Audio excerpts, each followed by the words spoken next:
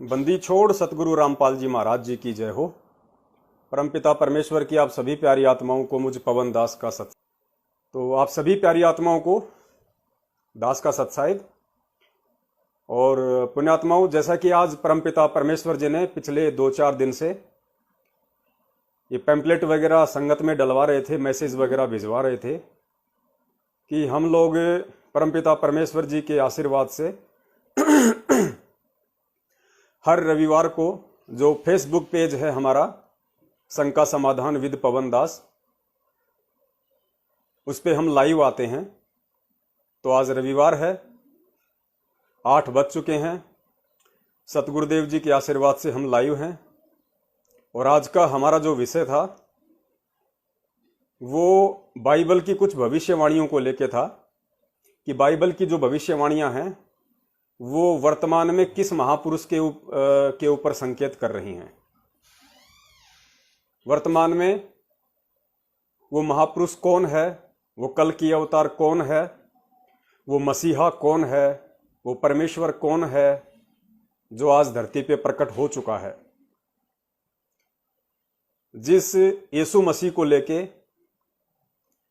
ईसाई धर्म के जितने भी भाई बहन हैं, ईसाई धर्म को मानने वाले हैं, जो पास्टर हैं, जो दिन रात यूट्यूब पे फेसबुक पे अपने प्रवचन देते रहते हैं कि प्रभु यीशु मसीह आने वाले हैं, प्रभु यीशु मसीह आने वाले हैं, लेकिन पुण्यात्माओं, उन आत्माओं को पता नहीं है कि वो प्रभु यीशु मसीह जिसका पूरा ईसाई धर्म समाज इंतजार कर रहा है, वो 8 सितंबर 1951 को ही भारतवर्ष के हरियाणा प्रांत में आ चुके हैं और सन 1994 से उन्होंने युग परिवर्तन का अपना काम भी शुरू कर दिया।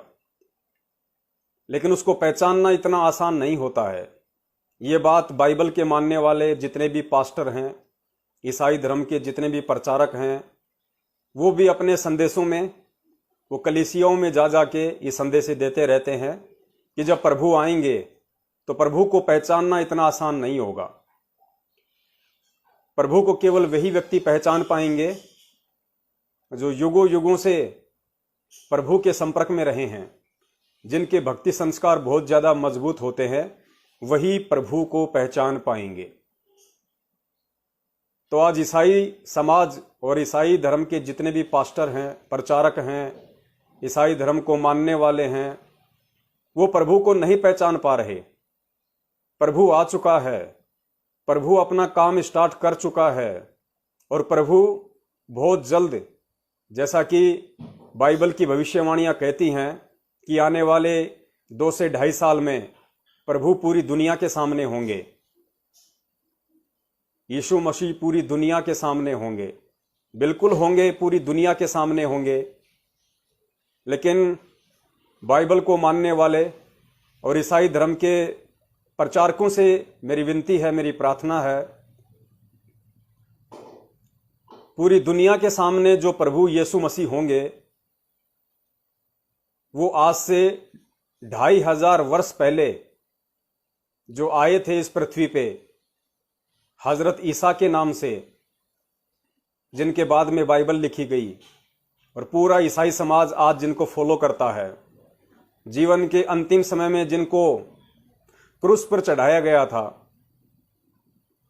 भयानक दर्दनाक उनकी मौत हुई थी, वो प्रभु यीशु आज वापस नहीं आएंगे।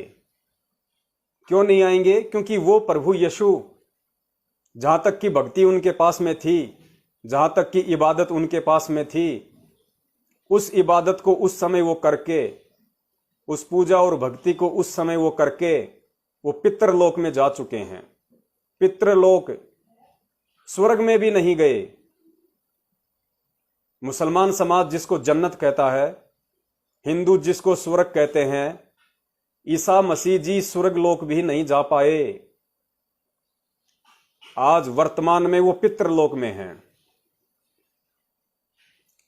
और मुसलमान धर्म के जितने भी नबी हैं, यहां तक कि मुसलमान जिनको अपना उत्पत्तिकर्ता मानता है, हजरत मूसा जी को, हजरत आदम जी को, बाबा आदम से लेके हजरत मूसा, हजरत इब्राहिम, हजरत ईसा और मुसलमान धर्म जिसको अपना अंतिम पैगंबर मानता है हजरत मोहम्मद जी, ये सभी नबी यानी बाबा आदम से लेके और हजरत मोहम्मद तक जितने भी पैगंबर हुए हैं, जितने भी नबी हुए हैं, वो सब के सब पितरलोक में हैं। वो स्वर्ग में भी नहीं जा पाए, जन्नत में भी नहीं जा पाए, सब के सब वो पितरलोक में है। लेकिन इस बात को ना तो ईसाई समाज समझ पा रहा, ना इस बात को मुसलमान समाज समझ पा रहा, जबकि खुद जीवनी हजरत मोहम्मद नामक जो पुस्तक है, उस पुस्तक में स्पष्ट लिखा हुआ है हजरत मोहम्मद जी की जीवनी में, परमपिता परमेश्वर, सारी सृष्टि के रचनहार, कुल मालिक कबीर परमेश्वर, जो वर्तमान में 8 सितंबर 1951 के दिन भारत की पावन भूमि में प्रकट हो चुके हैं, हरियाणा प्रांत में, परम पूज्य सतगुरु रामपाल जी महाराज। उन्होंने आके सभी धर्मों को उनके धर्म ग्रंथों से रूबरू करवाया, परिचित करवाया, सभी को उनकी साधना से परिचित करवाया कि तुम्हारी इबादत, तुम्हारी साधना कहां तक की है। तो वर्तमान में जो साधना, जो इबादत, जो पूजा इस पूरे विश्व में परम पूज्य सतगुरु रामपाल जी महाराज जी बता रहे हैं, उस साधना के अलावा, उस इबादत के अलावा आज पूरे विश्व में जितने भी धर्म हैं, उनकी साधना स्वर्ग तक जाने की भी नहीं है। सोचिए, जब मुसलमान धर्म का प्रवर्तक बाबा आदम और ईसा जी, मूसा जी और भी जितने नबी हुए हैं और अंतिम पैगंबर इनका जो ये मानते हैं हजरत मोहम्मद जी, ये सभी पितरलोक में बैठे हुए हैं। लेकिन बेचारे गुमराह हैं, धार्मिक व्यक्ति जरूर है, लेकिन इनके ऊपर अज्ञानता का जो काला चश्मा चढ़ा हुआ है, उससे बाहर ये देख नहीं पा रहे हैं। दिखाने वाला तो धरती पे आ चुका है, प्रकट हो चुका है, सन 1994 से दिखा भी रहा है, लेकिन इनके कमजोर भक्ति संस्कार जो ये देख नहीं पा रहे हैं। तो आज हम बात करेंगे परमपिता परमेश्वर, सारी सृष्टि के रचनहार, बाबा आदम से लेके हजरत मोहम्मद जी के उत्पत्तिकर्ता, यानी जिन्होंने बाबा आदम को पैदा किया, जिन्होंने हजरत ईसा जी को पैदा किया और जिन्होंने हजरत मोहम्मद जी को पैदा किया, और इस सृष्टि में प्रत्येक प्राणी को जिन्होंने पैदा किया, वो कबीर परमेश्वर, जो आज वर्तमान में 8 सितंबर 1951 के दिन परम पूज्य सतगुरु रामपाल जी महाराज जी के स्वरूप में धरती पे प्रकट हैं, विद्यमान हैं। बाइबल में जितनी भी भविष्यवाणियां हैं, ये सारी की सारी भविष्यवाणियां आज संत रामपाल जी महाराज जी की तरफ ही इंडिकेट करती हैं, संत रामपाल जी महाराज जी के पंथ की तरफ ही इंडिकेट करती हैं। आज आपको ईसाई धर्म के जो कुछ प्रचारक हैं, कुछ पास्टर हैं, जिनके कुछ वीडियोज हैं, आज उनको आधार बना के, उनको माध्यम बना के आज आपको हकीकत से रूबरू करवाएंगे कि बाइबल की जितनी भी भविष्यवाणियां हैं, वो जिस सेकंड कमिंग के ऊपर इशारा कर रही हैं, जिस प्रभु यीशु के ऊपर इशारा कर रही हैं, वो यीशु मसीह जो आज पितरलोक में बैठे हुए हैं उनके ऊपर नहीं, जो आज हरियाणा की हिसार जेल में बैठे हुए हैं, कबीर परमेश्वर सतगुरु रामपाल जी महाराज जी के ऊपर इंडिकेट करती हैं, संकेत कर रही हैं।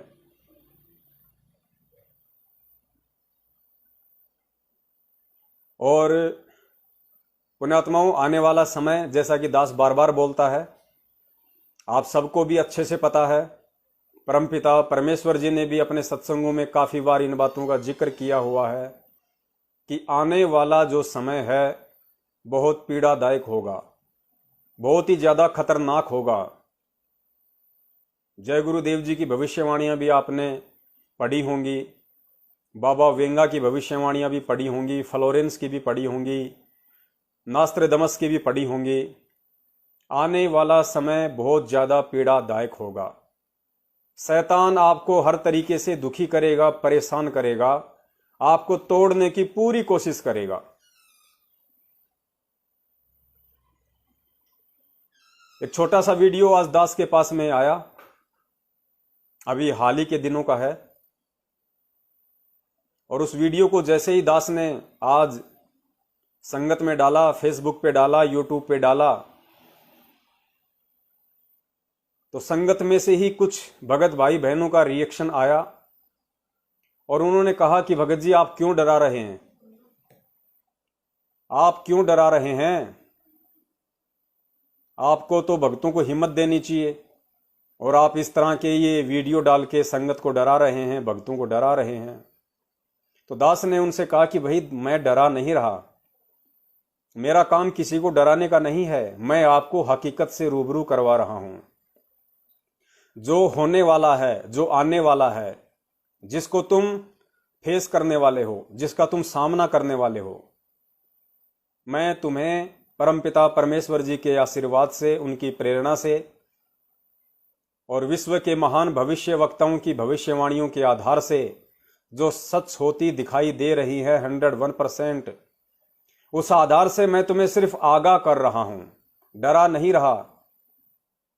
और अगर तुम डर रहे हो तो जाहिर सी बात है तुम जरूर भक्ति में गफलत कर रहे हो, क्योंकि डरेगा वही जो भक्ति में गफलत कर रहा होगा, जो परमेश्वर की मर्यादाओं से दूर हटके चल रहा होगा, जिसका अपने गुरु पे विश्वास नहीं होगा, जो अपने गुरु को अपने जैसा एक तुच्छ सा प्राणी, एक मानव, एक मानुष समझ रहा होगा, वही व्यक्ति डरेगा। अन्यथा जो सतगुरु का भगत होगा, सतगुरु का शिष्य होगा, परमेश्वर की शरण में होगा, परमेश्वर की मर्यादित भक्ति कर रहा होगा, उसको डर नहीं लगेगा। उसको तो खुशी होगी कि जल्दी से जल्दी वो पीड़ादायक समय आए, वो भयानक समय आए, उस वैश्विक त्रासदी से पूरा विश्व गुजरे, अपने कर्मों के फल भोगे, और जितनी जल्दी वो पीड़ाएं आएंगी, वो पीड़ादायक समय आएगा, उतनी ही जल्दी हमारे प्रभु यीशु मसीह, असली यीशु मसीह, ओरिजिनल यीशु मसीह, जो हिसार की जेल नंबर 2 में बैठे हुए हैं, वो बाहर आए। वे उसी दिन का तो इंतजार कर रहे हैं। 7 साल हो गई आज परमेश्वर को हिसार जेल में बैठे हुए। अब उनके बाहर आने का समय है भाई। परमात्मा जेल में बैठने नहीं आए। अगर इस संसार में ऐसे ही मौज मची रही, संसार में ऐसे ही सुख शांति का माहौल रहा, तो परमेश्वर को कौन पूछेगा, कौन परमात्मा की भक्ति को पूछेगा। अब तो संकट आने ही आने हैं, भयंकर से भयंकर आने हैं, लोगों की रूह कांप जाएगी। वो समय आने वाला है, और जब तक वो समय नहीं आएगा, इस दुनिया वाले को प्रभु याद नहीं आएगा, परमेश्वर की आवश्यकता महसूस नहीं होगी।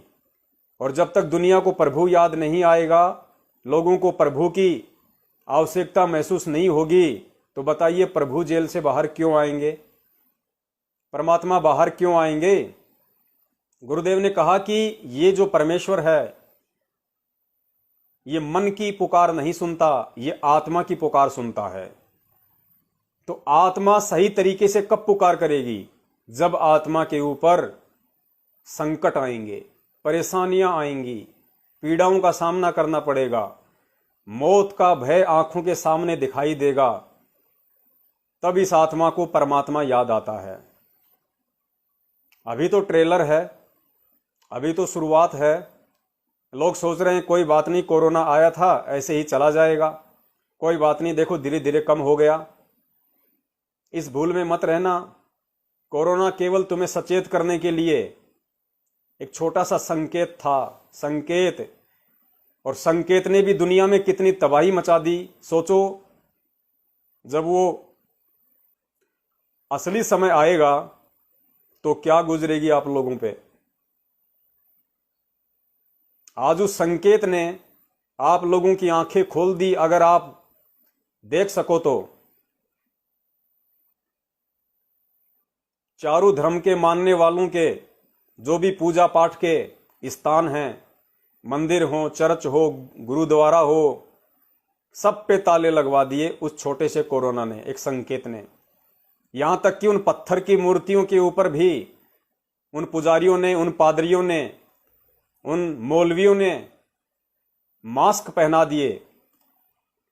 उन पत्थर के भगवानों को भी मास्क पहना दिए और बाहर से मंदिरों के ताले लगा दिए, मस्जिदों के ताले लगा दिए, चर्च के ताले लगा दिए और ये साबित कर दिया कि ये पत्थर के देव किसी भी काम के नहीं हैं।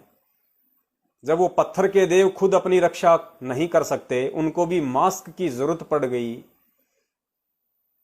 तो सोचिए आने वाले समय में क्या होगा। कौन तुम्हारी रक्षा करेगा? क्योंकि तुम तो अभी तक 4 युगों से इन पत्थर के भगवानों पे ही आश्रित हो। इन पत्थरों के भगवानों के अलावा तो तुम्हें आज तक किसी भगवान का पता ही नहीं है। और जो व्यक्ति पत्थरों की पूजा नहीं करते, जैसे ईसाई धर्म के मानने वाले कहते हैं कि प्रभु यीशु आएगा, प्रभु यीशु आएगा, प्रभु यीशु हमारी रक्षा करेंगे, हमारा बचाव करेंगे। अरे कौन सा प्रभु यीशु तुम्हारा बचाव करेगा भाई, ये तो बता दो। कहां है प्रभु यीशु? तुम्हें पता भी है यीशु कौन है, यीशु कहां है? यीशु 2,500 वर्ष पहले जब भगवान यीशु आया, तुम्हारा परमेश्वर यीशु मसीह आया 2,500 वर्ष पहले, उस समय तुम्हारा प्रभु यीशु मसीह खुद अपनी रक्षा नहीं कर पाया।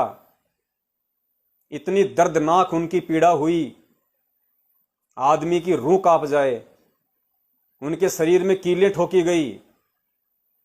क्या प्रभु के साथ ऐसा बर्ताव होता है? वो प्रभु नहीं थे भाई।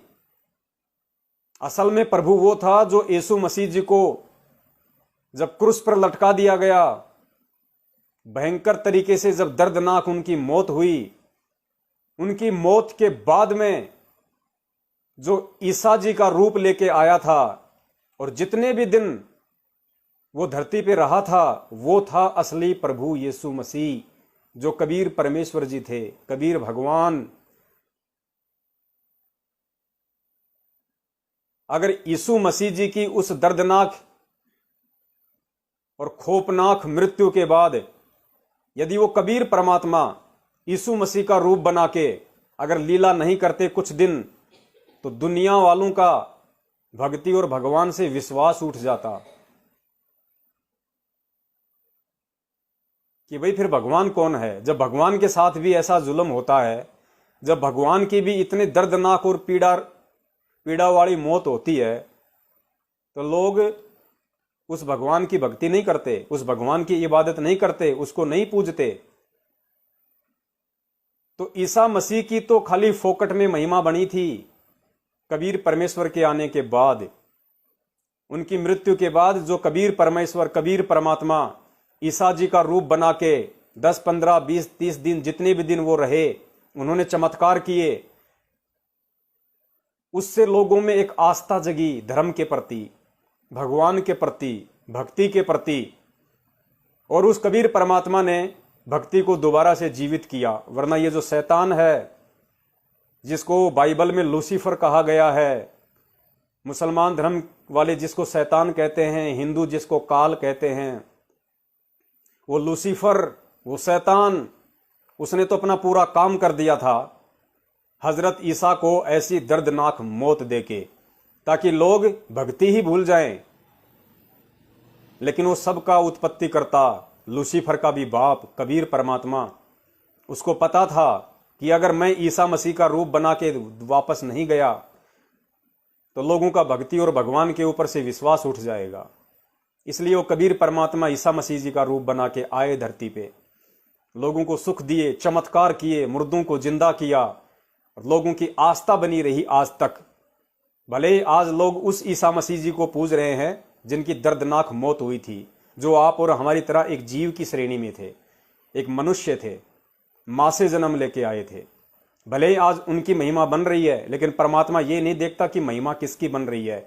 परमात्मा ये देखता है कि भक्ति बनी रहे, भगवान के प्रति लोगों में आस्था बनी रहे। और जब मैं आऊंगा पृथ्वी पे, जब मेरा ठीक का समय आएगा वापस पृथ्वी पे आने का, जिसके विषय में बाइबल में लिखा हुआ है कि प्रभु यीशु मसीह आएंगे, प्रभु यीशु मसीह आएंगे, उस समय तक ये आत्माएं भले ही उस ईसा मसीह जी के पीछे लगी रहें, लेकिन कम से कम भक्ति से तो जुड़ी रहें, उल्टे कर्म तो ना करें, कुकर्म तो ना करें। लेकिन आज ईसाई समाज और मुसलमान समाज इन सब बातों को नहीं समझ पा रहा। इसीलिए रविदास जी ने अपनी भविष्यवाणी में कहा है कि जब वो युग परिवर्तन का समय आएगा, जब वो महाविनाश का समय आएगा, मार काट का समय आएगा, वैश्विक त्रासदी का समय आएगा, उस समय इन चारों धर्मों में से ईसाई धर्म सबसे ज्यादा घाटे में रहेगा। ईसाई धर्म सबसे ज्यादा घाटे में रहेगा, क्योंकि ये लोग उस प्रभु यीशु मसीह को जो 8 सितंबर 1951 के दिन परम पिता परमेश्वर सतगुरु रामपाल जी महाराज जी के रूप में धरती पे प्रकट हो चुका है, उसको नहीं पहचान पाएंगे। जिस प्रकार जीते जी लोग ईसा मसीह को नहीं पहचान पाए, उसके साथ में लड़ाई झगड़ा मार काट, ऐसी दर्दनाक अंत में उनको मौत दी। सोचिए 2500 वर्ष पहले अगर उस समय के व्यक्ति, उस समय का राजा अगर ये मानते कि ईसा जी भगवान है, परमात्मा है, तो उसके साथ ऐसा बुरा बर्ताव नहीं करते। तो पुण्यात्माओं, ईसाई लोग तो सबसे ज्यादा घाटे में रहेंगे, सबसे ज्यादा। और जो लोग ईसाई धर्म को अपना रहे हैं वो सबसे ज्यादा घाटे में जाएंगे, क्योंकि भगवान तो आ चुका है और भगवान को पहचानने के लिए ज्ञान वाली आंखें चाहिए। अब बताइए, तुम्हारा प्रभु यीशु मसीह जिसको तुम जानते नहीं, जिसको तुम पहचानते नहीं, और तुम्हारे अनुसार तो अभी वो धरती पे आया भी नहीं, और तुम कहते हो कि जो विनाश का समय है वो 2023-24 में शुरू होने जा रहा है, और तुम कहते हो कि प्रभु यीशु मसीह भी आया नहीं। अगर आ गया होता तो तुम उसको पकड़ लेते, अब तक तो आप उसकी पहचान कर ही लेते, जाहिर सी बात है। लेकिन अभी तक आप लोग यूट्यूब पे वीडियो बना बना के, जो पास्टर हैं, जो ईसाई प्रचारक हैं, वो कह रहे हैं कि प्रभु यीशु मसीह आने वाले हैं, प्रभु यीशु मसीह के आने के ये संकेत हैं, जब ये संकेत हो जाए तो समझ लेना प्रभु यीशु मसीह आ गए। लेकिन आज तक तुम लोग उस प्रभु यीशु मसीह को नहीं पहचान पाए, और तुम ही कहते हो बाइबल की भविष्यवाणियों को आधार बना के कि आने वाले 2 से 3 वर्षों में युग परिवर्तन होने वाला है, भयंकर रूप से विनाश होगा, तांडव मचेगा, और प्रभु यीशु मसीह अभी तक आया नहीं जो तुम्हें बचाने वाला है। तो ईसाई तो घाटे में रहेगा भाई। फिर कौन बचाएगा ईसाइयों को? कौन बचाएगा? मान लीजिए आज प्रभु यीशु मसीह आ गया, तो यह तो है नहीं कि वो 40 साल की उम्र में अचानक से ऊपर से टपक जाएंगे। आज भी आएंगे तो एक बच्चे के रूप में आएंगे ना। तो बच्चा 2 साल में तुम्हारा कहां बचाव कर लेगा भाई? 2 साल के बच्चे को तो ढंग से बाथरूम तक नहीं करना आता, आप लोगों की कहां पे रक्षा करेगा, कहां बचाव करेगा? तो भाई मेरी तो आप सभी ईसाई धर्म के मानने वालों से, मुसलमान धर्म के मानने वालों से, सिख धर्म के मानने वालों से मेरी यही विनती है, मेरा यही आग्रह है कि भाई प्रभु यीशु मसीह धरती पे आ चुके हैं, परमपिता परमेश्वर सतगुरु रामपाल जी महाराज जी के रूप में।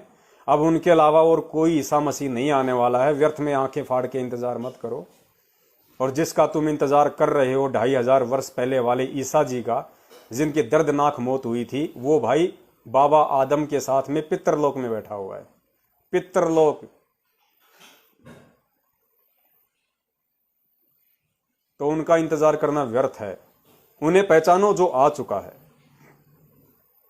और आप लोग जो यूट्यूब पे प्रचार करते हैं, आज आप ही की भविष्यवाणी को लेके थोड़ा सा मैं जिक्र करूंगा,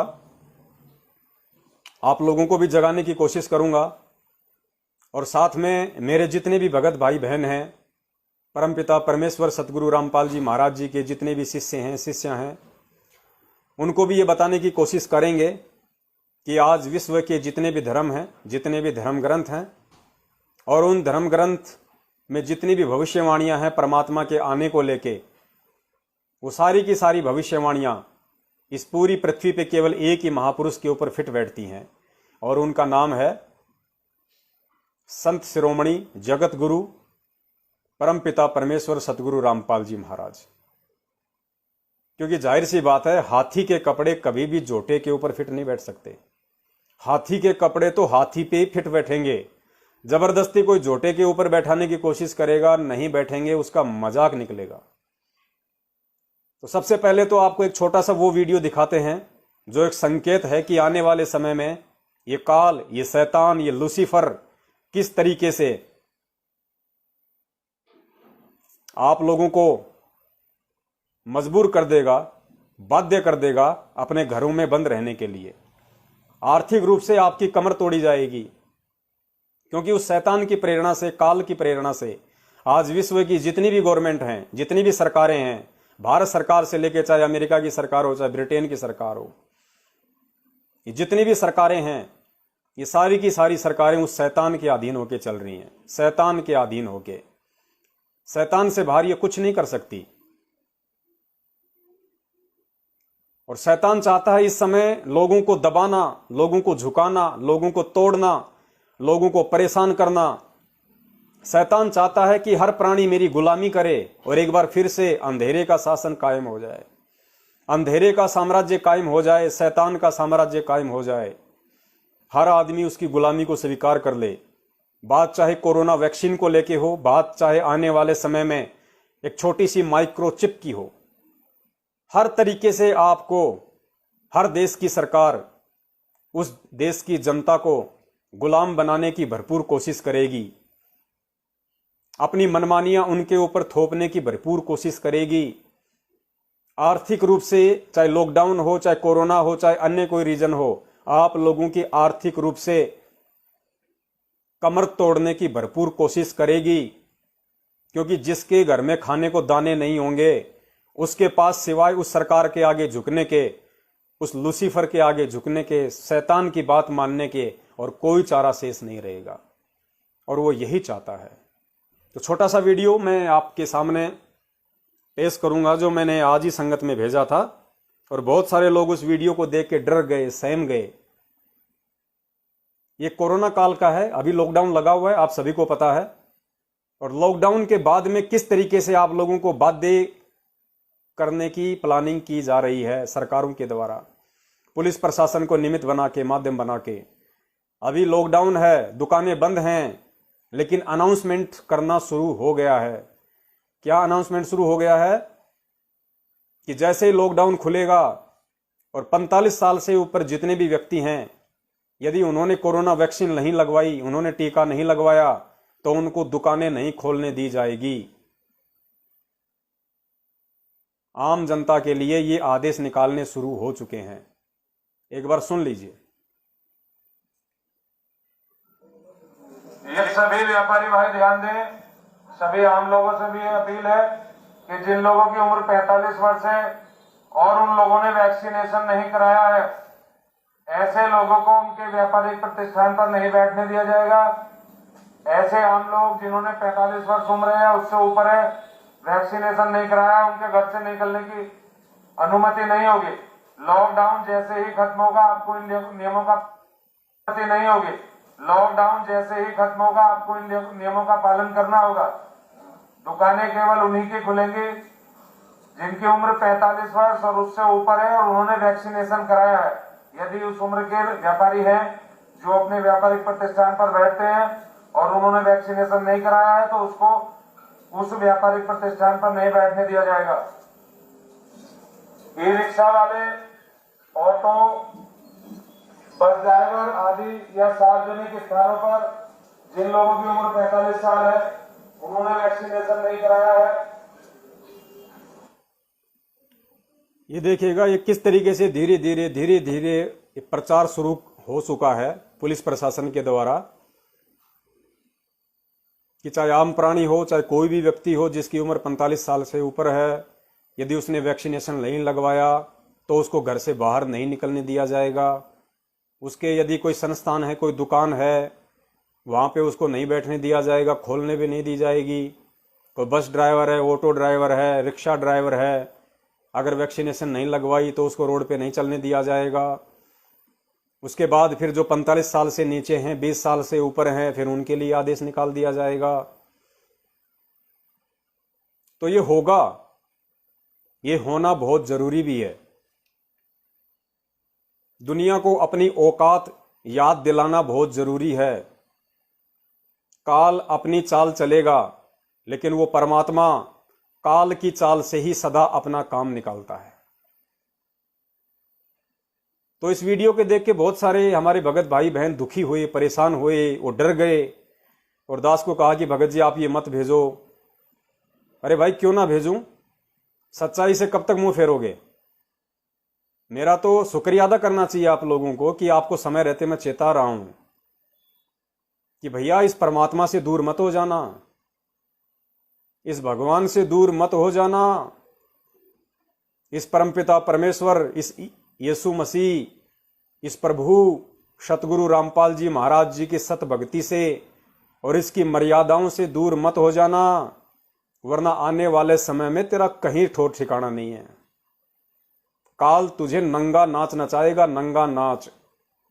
ये जितने भी लोग जो आज इस पंथ को छोड़ के जा चुके हैं अपनी मूर्खता के चलते, अपनी महाअज्ञानता के चलते, जो सतगुरु रामपाल जी महाराज जी के यथार्थ 13वें कबीर पंथ को छोड़ के और काल एजेंटों के झांसे में आके उनकी मीठी मीठी वाणियों और बातों में फंस के जो इस परमपिता परमेश्वर से अपनी नीयत डिगा चुके हैं, उनकी नजरों में गिर चुके हैं, दूसरे संत और पंथों के पास में जा चुके हैं, उनकी क्या दुर्गतियां होंगी आप देखना। आने वाले समय में ज्यादा इंतजार नहीं करना पड़ेगा आप लोगों को।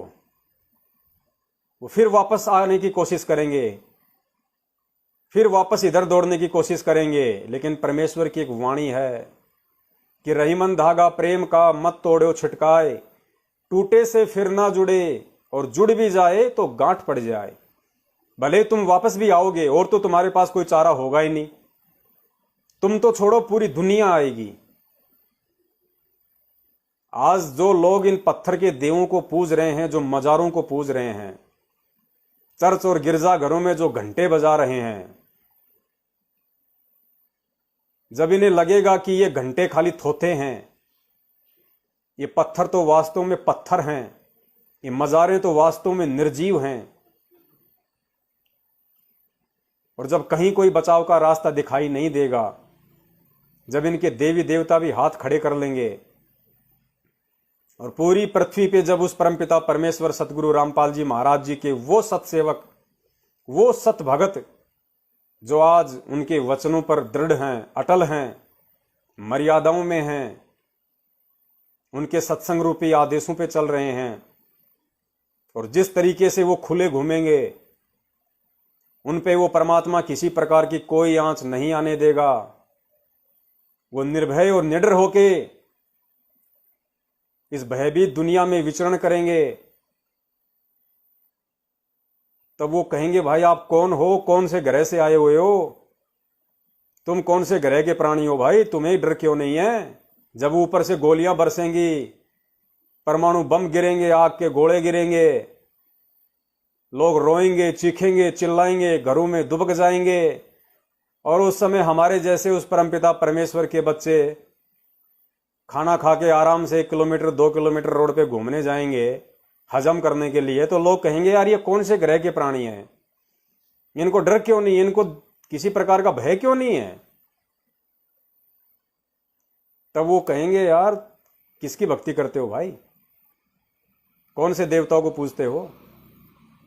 तब हम बताएंगे कि हम कौन से देवताओं को पूजते हैं, हम कौन से महादेव की पूजा करते हैं, हमारे इष्ट कौन हैं।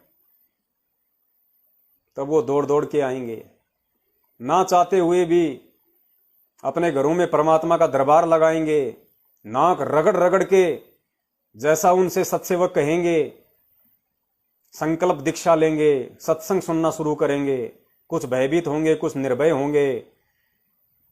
उसके बाद देखेगा वो परमात्मा कि किसके भक्ति संस्कार अच्छे हैं और कौन वर्तमान में वास्तव में भक्ति करने की इच्छा से ये संकल्प दीक्षा लेके मेरे सत्संग सुन रहा है।